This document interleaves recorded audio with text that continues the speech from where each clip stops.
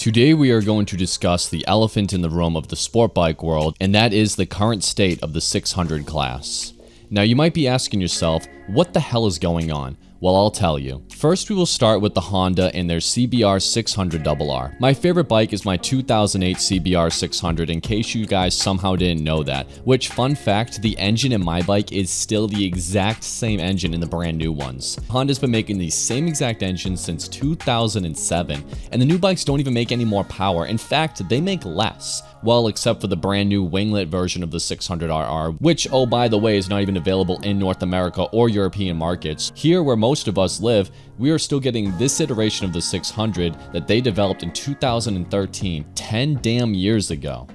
Then we have Kawasaki, which has been kicking everybody's ass and constantly improving their already fantastically successful ZX6R. Oh, and let's talk about Yamaha, which they just literally threw in the towel 3 years ago in 2020 when they completely stopped producing their R6. And of course, we cannot forget about Suzuki with their GSX-R600, which just like Honda, hasn't been updated in over 12 years. In fact, their last update was in 2011, the year I graduated high school. It's amazing how quickly Honda, Suzuki, and Yamaha have seemed to have forgotten their middleweight sport bikes. The R6 was one of the most popular sports bikes ever, especially when I began riding in 2015. Everybody loved the R6. And Yamaha just goes and literally stops selling it due to poor sales. Rather than innovate and compete, they just throw in the towel, which is ridiculous. I'm not gonna lie, I've lost a ton of respect for Yamaha because of that.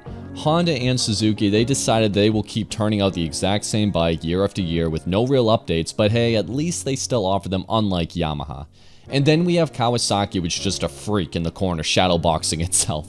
It's like somebody forgot to remind Kawasaki that the competition's already dead and they don't actually need to spend any more R&D into their 636 because who the hell are they competing with against anyway?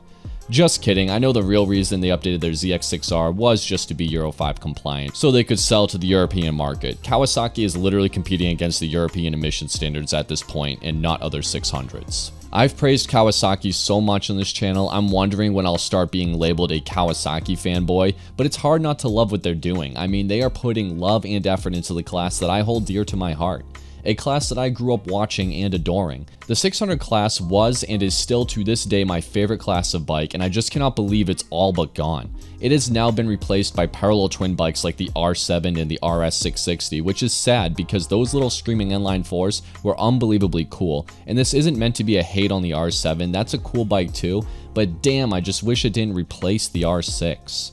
Now I will offer a glimmer of hope here. First off, the thing that killed the 600 class was the 1000 class. I truly believe that. The reason being, the average 1000 would MSRP for about $2,000 to $3,000 more than their 600cc sister. The 1000 also got so light that they ended up being only about 10 to 20 pounds heavier, and you have advancements in technology like rider modes that allowed you to restrict the 1000 if you wanted to be about as fast and easy to ride as a 600. It was difficult to justify the purchase of a 600 when you could spend just 20% more and get a bike with so much more to offer with very little downside. But now things have kind of started to shift. The 1000 class has gotten really expensive. The ZX10R is now over 17 grand, the GSX-R 1000 is over 16,000, and the CBR1000RR is 16,500. The 600RR is $12,000, the GSX-R600 is $11,500, and the ZX6R is $11,300, which by the way, it is just unbelievable to me how Kawasaki continues to update their ZX6R with the latest and greatest technology, a TFT display, the most powerful engine, Euro 5 compliant, and it is still somehow the cheapest bike out there, even compared to bikes that were developed over a decade ago. Now you can look at the current showroom floor, and you see that the ZX10R is about 35% more expensive than the ZX6R. The CBR1000RR is 28% more expensive than the 600RR, and the GSX-R 1000 is 29% more expensive than their 600. And those are just the base models. Most of these leader bikes have different iterations that could be much more expensive. I understand the 1000 is a lot more bike for the money, but at around a 30% increase in price, it is understandable why you might want to go for the 600 instead.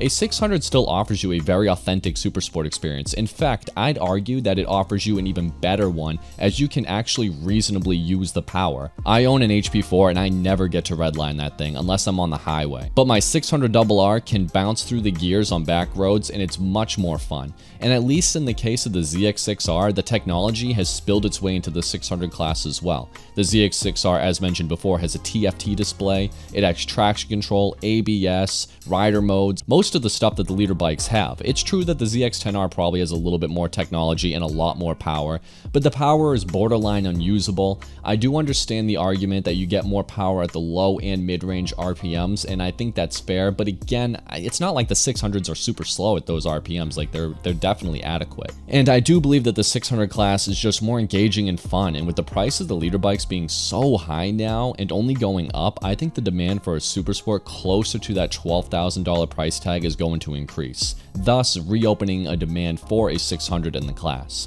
Although I'm a little bit worried that parallel twin bikes such as the R7 will end up filling the gaps now because they are cheaper to produce and manufacturers like Yamaha can just continue to maximize their profits, which seems to be what they care most about. Anyway, it's heartbreaking to say the least. The 600 class was a class that I always admired and respected, and it just sucks that it's all but gone away.